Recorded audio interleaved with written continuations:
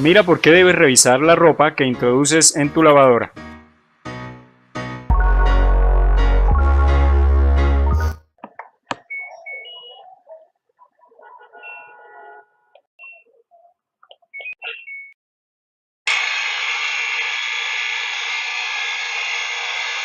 Este ruido tan molesto lo está produciendo la bomba de tu lavadora.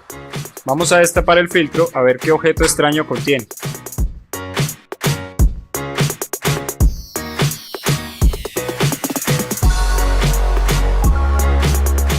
Mire lo que encontramos dentro de la bomba de la lavadora.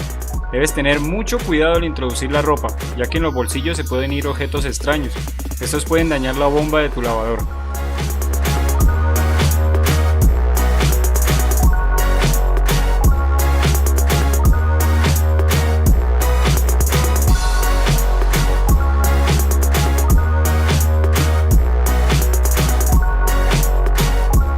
Debes poner nuevamente el filtro.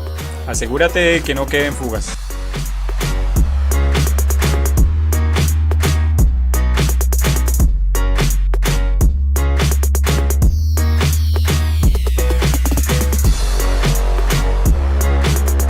Si te ha gustado este video, por favor dale like y no olvides suscribirte.